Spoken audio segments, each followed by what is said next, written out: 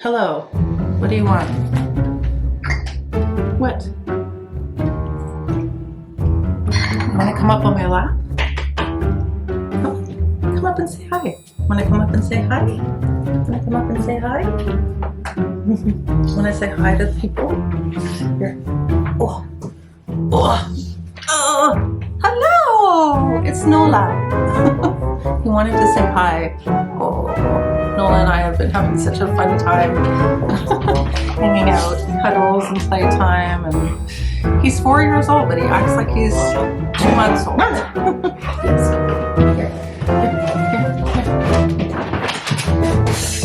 It's crazy. Still crazy as ever.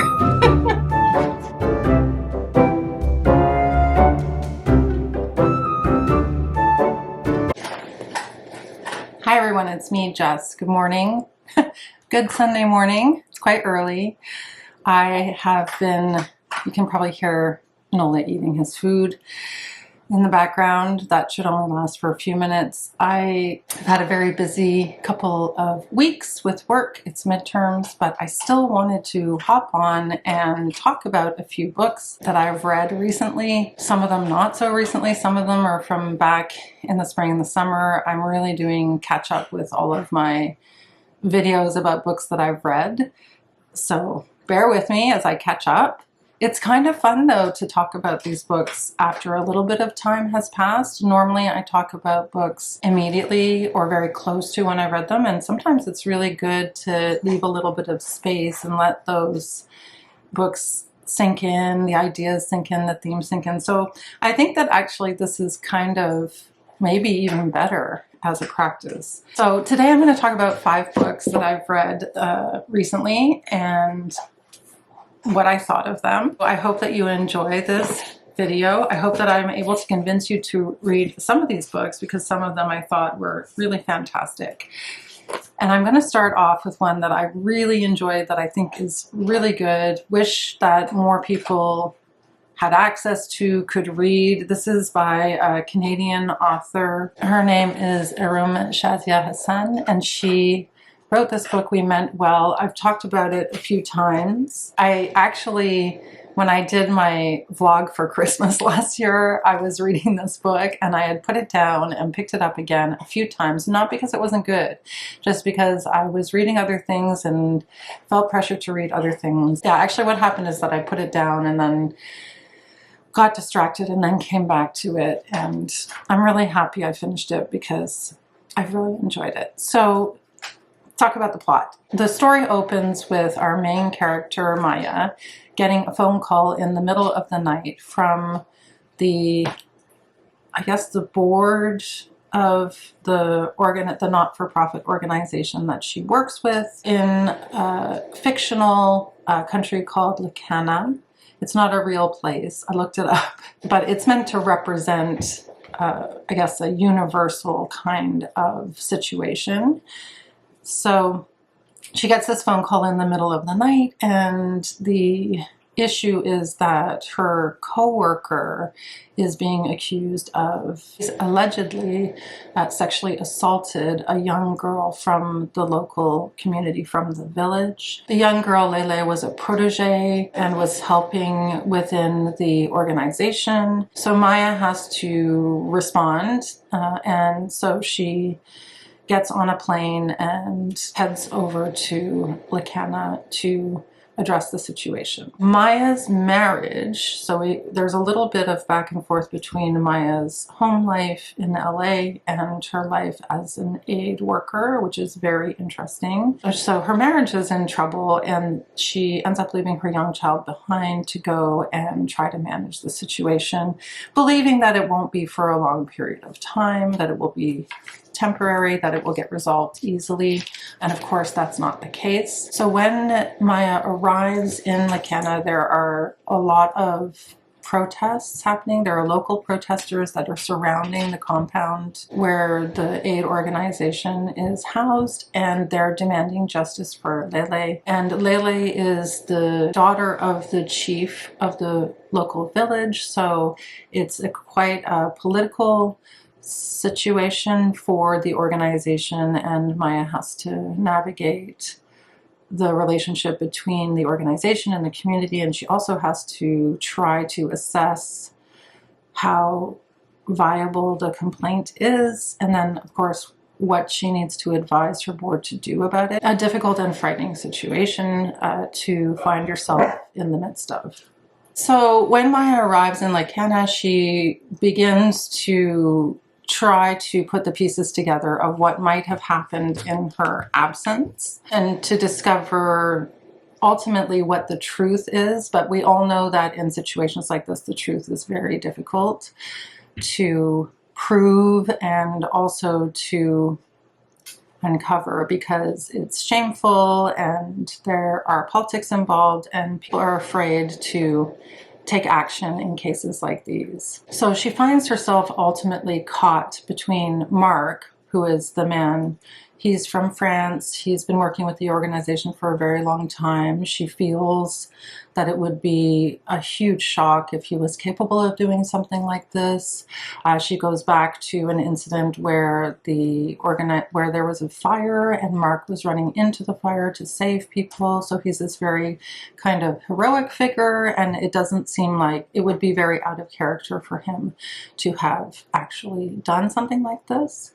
So she's really caught between the two of them. She's also very close with Lele, and she has a lot of respect in the village. She has been able to bridge the relationship between the organization, or the quote-unquote West, and the village successfully. So she is able to get in to see Lele, who hasn't been seeing anyone or speaking to anyone, and speak to her about the incident and what happened. So in the book, this plot also serves as an exploration or a kind of a mirror for Maya's dealing with the differences between her Western life and her life as an aid worker, and the contradictions that she lives in both of those environments and those two different roles. I thought that that was really an interesting part of this novel, because it's not something that I've seen handled that much. I remember reading The Anthill, forgot the author's name. I'll leave a link in the description box below of my review of that one, which deals more with adoption, Christian adoptions of, quote, poor kids in developing countries, and the issues, the hypocrisy of that, and the complexity of that in terms of helping versus hurting, or harm versus benefit. And we're dealing with the same kinds of concerns and questions here underneath the narrative of the story of Lele and Maya and Mark. So Maya really does find herself in a he said, she said kind of a situation. And as she's trying to sort this out, she herself really does embody this true, very real contradiction in aid work. Here to help. So people who are working in aid organizations see themselves as being there to help the most disadvantaged communities, or the least advantaged communities, but also they're there ultimately to dominate and to govern, or they find themselves in the circumstances in which they end up dominating and governing. And that is what happens in this story. Ultimately, the decision about whether to fire Mark, whether to pull out of the region, whether to continue giving aid in the region, those are all questions that are brought up. And Maya finds herself initially in a crisis that she has to de-escalate, but she also has to keep the donors happy, because without the donors, there's not going to be any aid for the community. So it's just, it really exposes the very complicated reality of the way NGOs work and the way NGOs function. And it's just got a great plot-driven story to propel us forward. Like, it's very well told, it's quite dramatic. There's a lot of tension for a lot of the story. We don't know if this really happened or not, and we can see both sides of the story, and ultimately we do find out the truth. The ending is very explosive and very dramatic. It was a little bit abrupt, the ending. I won't let you in on how it ends. Like I said, this is a great plot-driven read with a lot to say about the ethical dilemmas of working in an aid organization. organization. And it's just a great read. Lots of twists and turns, really entertaining, not in the sense that it's a light read, but entertaining because we do have other subplots. For example, there's a subplot of Maya's marriage. She has a camera installed and she's able to see that her husband is having an affair, and she's also being sort of seduced by another man in the community. So we have a bit of a romantic story that is also, I think, paralleled to her life in the West and her life as an aid worker. It's super interesting. I really enjoyed this. This was a big surprise to me, and I wouldn't be surprised if it ends up on my best books list for the year. So if you can get your hands on it, I really do recommend that you pick it up. Erum Shazia Hasan herself has worked, I believe, in aid organizations. Erum Shazia Hasan has worked with marginalized communities to strengthen livelihoods, protect biodiversity, and create empowerment opportunities for women in the face of climate change. She's a sustainable development consultant for various international organizations, and she lives in Toronto. The next book I'm going to talk about is a memoir. I read it I picked it up while I was in the UK, and I finished reading it last month. It's the Neneh Memoir, 1,000 Threads. As soon as I hold up a book, it takes the light away from my face, especially if it has a bright cover. I loved this memoir, and people who know me, who have read it, told me that I would love it, and I really, really did. I was momentarily obsessed with Buffalo Stance back in the 80s, which I think a lot of people were, because it was definitely a chart topper. I thought Neneh was just the coolest of the cool people in the world at that time. And so when I found out that she had a memoir, I was really excited to pick it up. And it is a wonderful read. I wouldn't say it's like the best written memoir, as memoirs often are. They're not super well written, although parts of it are very touching, and she's very detailed in the telling of her life. She talks about her life from the beginning, from her roots, the beginning, all the way through to the point where both of her parents pass away. In fact, she talks about her mom's death very close to the end of the book. So we get a really good sense of her life and what she's lived through, particularly as a biracial woman in the music industry, also as the artist that she is, or the artist that she becomes. She talks a lot about how she became an artist and attributes most of that to her mom and the childhood that she had, the way that she was raised, and also to her stepfather, Don Cherry, who was a really well-known jazz musician. So we get this really wonderful arc of her life as an artist, how she found her own art community in the punk scene, and then later in the hip-hop scene in London, and how she met her husband and continued to make music on and off through her life. I always find it really fascinating to read about artists, because I'm very interested in artists' lives and how they're able to create. And what fascinated me about this book is how much emphasis was put on the environment and the contribution that an environment makes to your ability to create. So Neneh really grew up in this very bohemian household where her parents didn't have a lot, but they devoted themselves to creativity and music. Her mom was a tapestry artist. She was really devoted to her craft. She had quite a lot of success, maybe not as much success as she would have liked to have had, but she was so committed to this expression as kind of her meaning for life, the meaning of her life, that even though she was disappointed about not getting as much recognition, she still valued it as a lifestyle. So we really get this portrait of a family and their lifestyle as artists. We also see Neneh, or she describes, dealing with her biracial identity, particularly as she begins to try to understand who she is and just to there's a path of self-discovery that she goes on, having been brought up in Sweden in a small village, a small community, and a close-knit community, and a tight-knit family. She discovers that I think she always knew that her father was African. He's from Sierra Leone, but her parents didn't stay together. But she does go to Sierra Leone, and she does make contact with her father, and she learns about her African heritage. So that part of the novel is also very interesting. I would say that there's a lot of grief in her story. There's a lot of chaos at moments. She writes about experiences being mugged in London. She writes about her experience of overcoming mental health issues. And so it's not all joy and bliss and, we had this wonderful life as artists. Obviously, there were struggles there.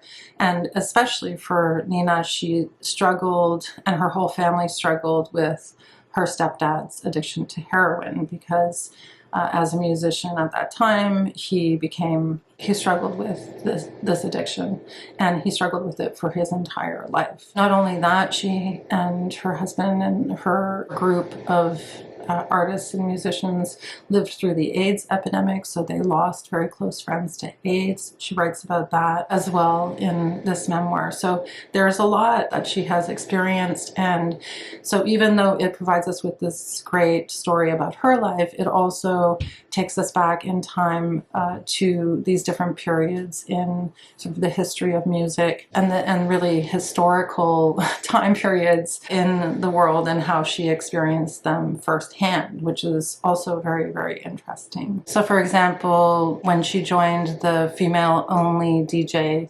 clubs in Soho in New York in the 80s, alongside people like Bionic Rona and the novelist Rose Boyd. She also writes about picking up a young Biggie Smalls and bringing him back to the studio to hear him freestyle to a Massive Attack backing track, to some pretty great moments at CBGB's. So I found this really enjoyable. I learned a lot. It took me back in time to the 80s, and it was an opportunity to kind of reminisce, but also to see inside the life of somebody who lived really close to the headlines.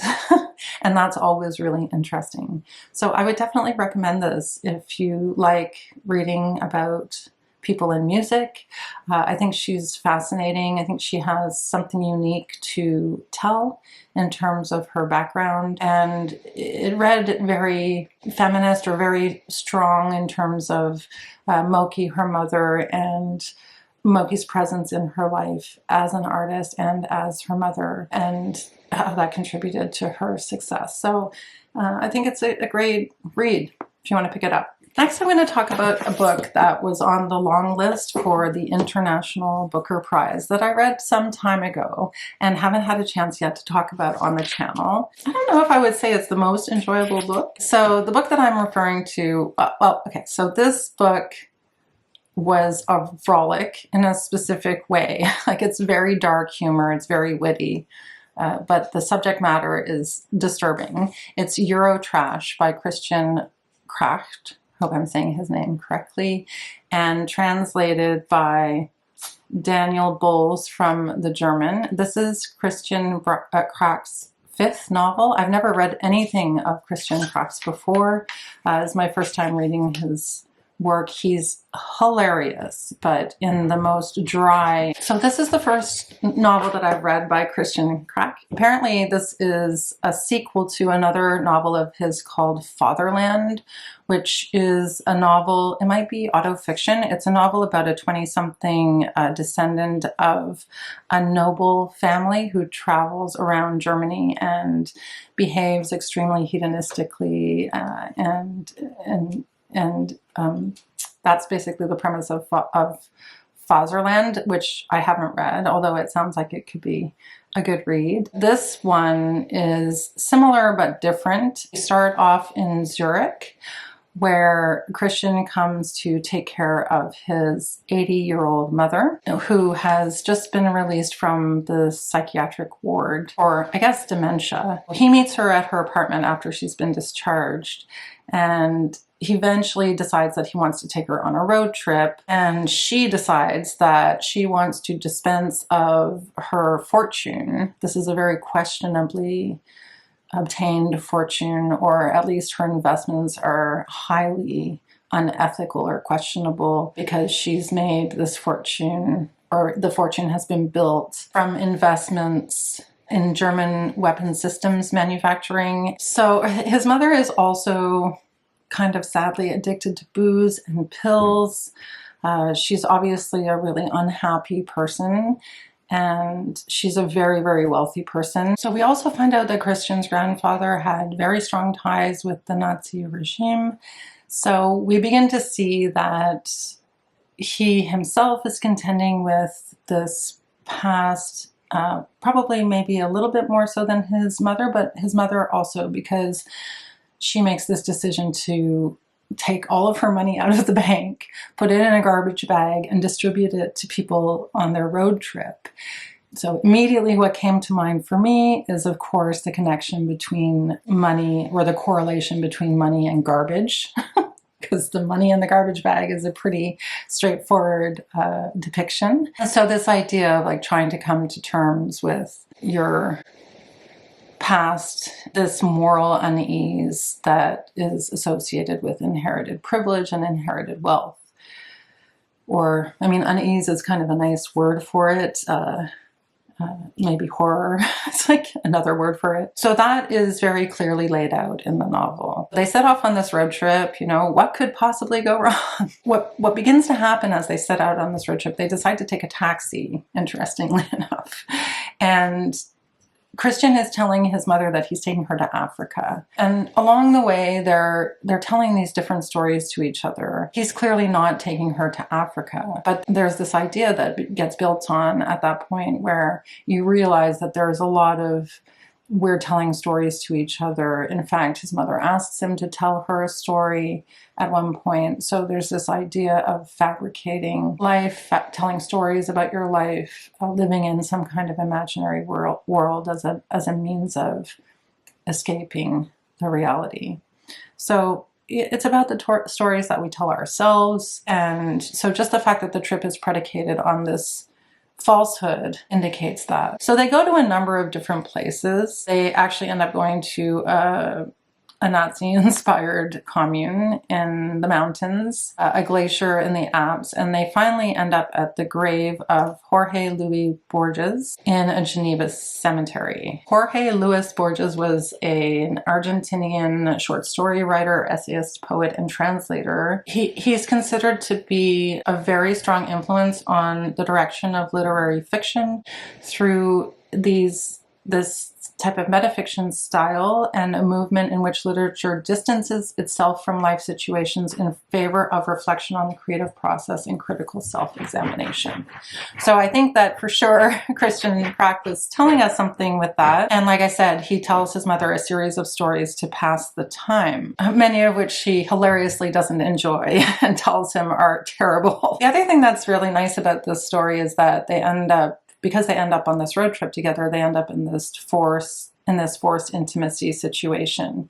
And at one point, his mother asks her son to change her colostomy bag. And so that reveals that she's very, very vulnerable and that he's taking care of her, and that the relationship has more depth to it, or more care within it than we at first recognize. The other thing about the stories that he tells is that he begins to revert from these fictional stories to more memories and sort of reveries.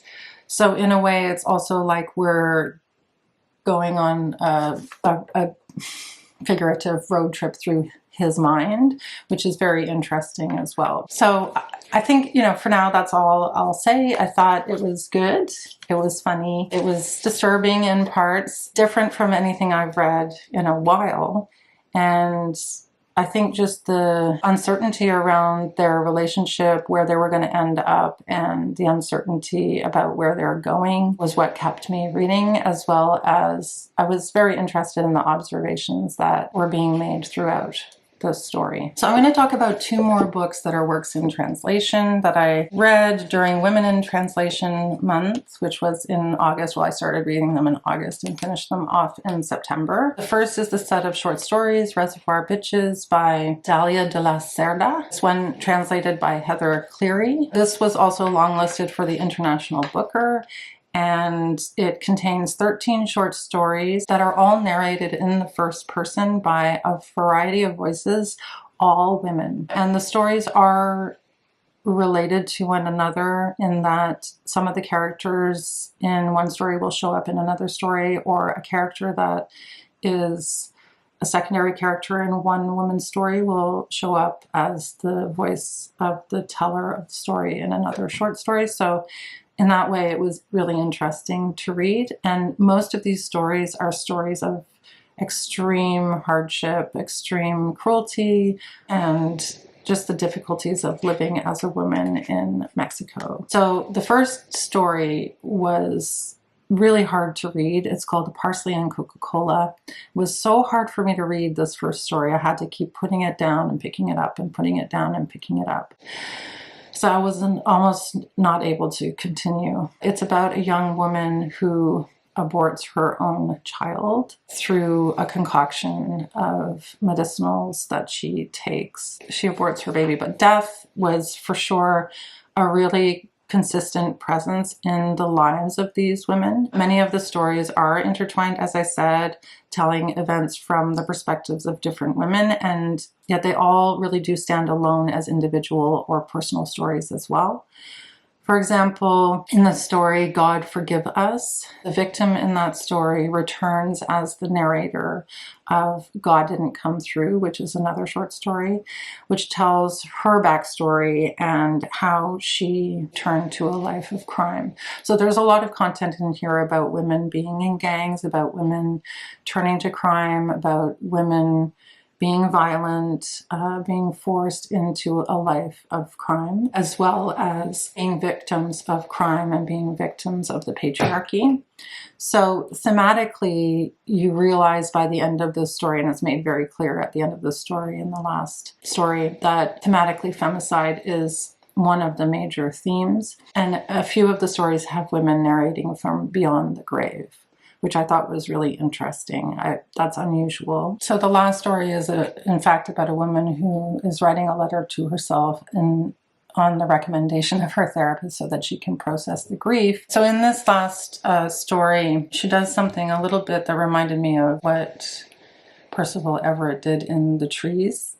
I will leave a link to my review of that novel in the description box below, but she kind of does the same thing. Like in The Trees, there's a list of all of the names of people who have been lynched, and she does it a little bit differently. She talks about all of the incidents of femicide, but it does read a bit like a list. So for example, she writes, "She will be remembered by her friends as a happy, smiling girl who loved life. The child's body showed evidence of strangulation and repeated sexual abuse. Man murders his wife and buries her in the backyard. Inmate kills wife during conjugal visit." So it's like these headlines. Woman found dead in the water tank of her residence. Corpse found with machete wounds to the face. Woman's corpse turns up naked in the middle of the highway. And she goes on like this. So we realize that that's a important theme of this set of short stories, among other themes that make life almost unbearable for women. So, a warning, it's very hard to read. But at the same time, the author is doing a great job of really realizing and actualizing these women and their stories and giving us an opportunity to see how bad it is and how difficult their lives are. So, it's not that I didn't enjoy reading these. I found them to be very well written and very engaging, but it's just that they're really hard to read, if that makes sense. And then the last book I'm going to talk about today is another work by a woman in translation.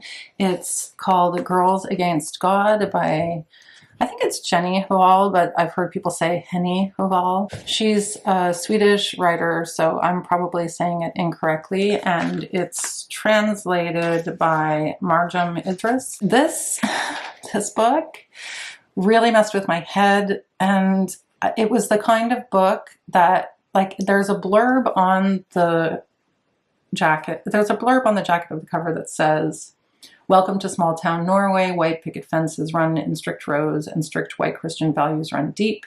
Here a teenage woman gives in to the lure of rebellion offered by the upstart black metal scene.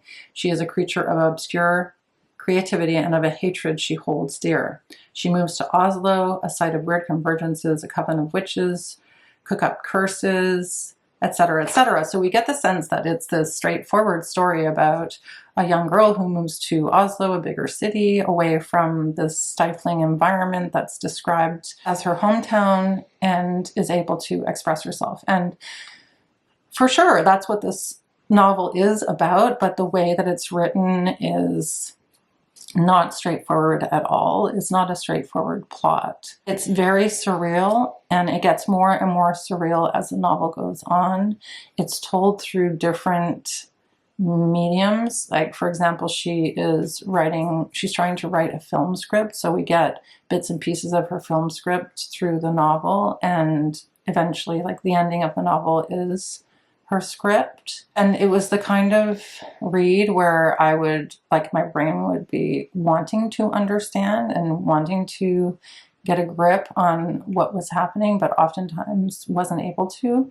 And I don't know why that is. I mean, it perhaps was written this way intentionally, because I do think that there's a stream of consciousness aspect to this novel in the way that it's written, and perhaps what she was trying to do was to have us be in the mind of a creative artist trying to express themselves and trying to figure out how to express what they want to express. So in this sort of in-between phase of your life where you're trying to figure out who you are and you're trying to figure out how to express yourself as an artist. But and maybe I would reread it now that I've had a chance to reflect on it, but it's just a really artsy, experimental read. It's super weird. There's some body horror. There's no really true plot, although, again, there is a plot in the sense that she does move to Oslo and she does meet friends. It's just one of those books where you read it and you think, I don't know what I just read. It's that kind of a feeling. So I think it's part memoir and part experimental fiction is the way that I would describe it. But the blurb makes it sound like it has this very clear, linear story, and it really, really doesn't. So be prepared for that, because I wasn't prepared for that.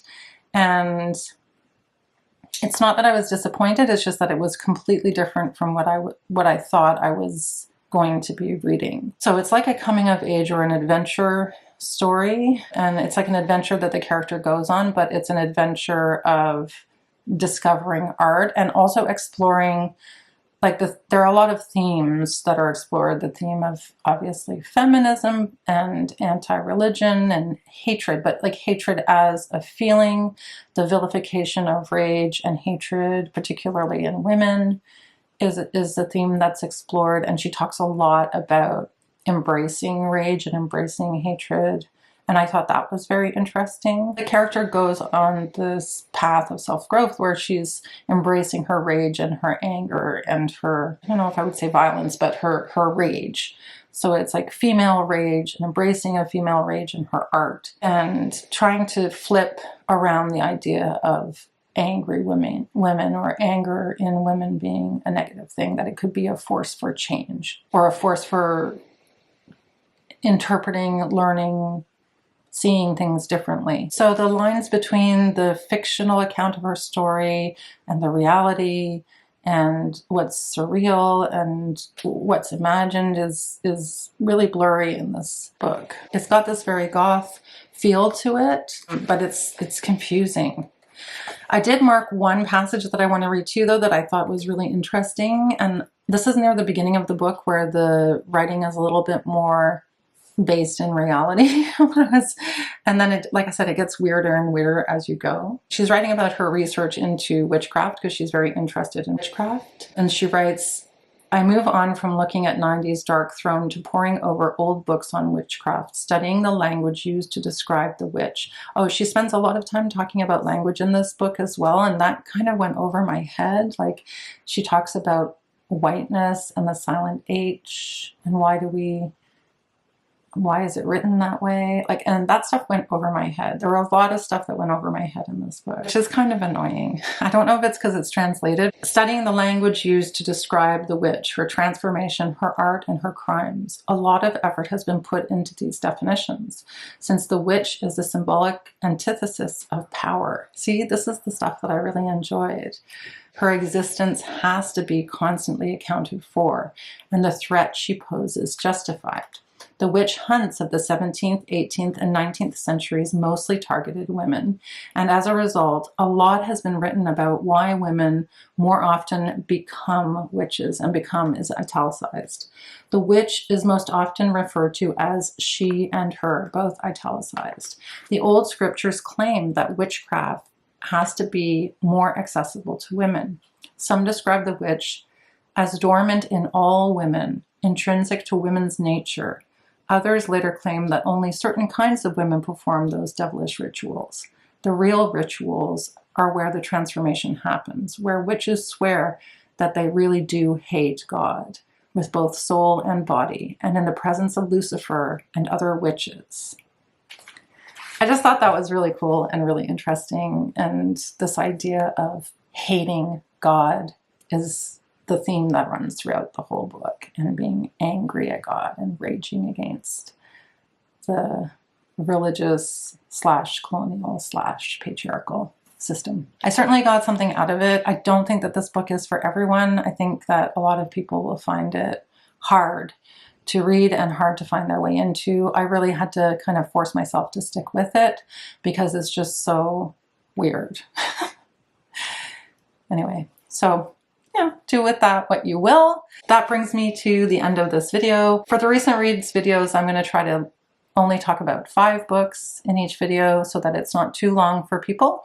And I'm slowly going to make my way through the books that I've recently read. So if you like this, give it a thumbs up and subscribe if you haven't already subscribed. You know, subscribing really helps the channel grow. And yeah, I'm really happy you're here, and I'll see you in the next video. Bye for now.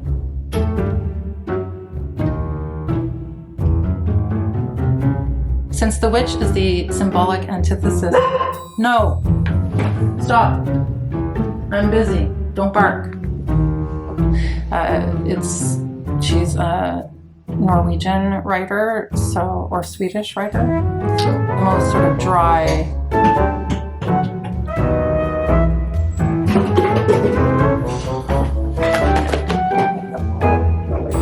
There is a lot of grief in this novel, and there is a lot of chaos at moments in this novel. So how many times did I say novel? It's the Neneh Memoir, 1,000 Threads. Sorry for the lights going in and out. I feel like I say that every video. I have all the lights on, so. But anyway, as usual, I digress.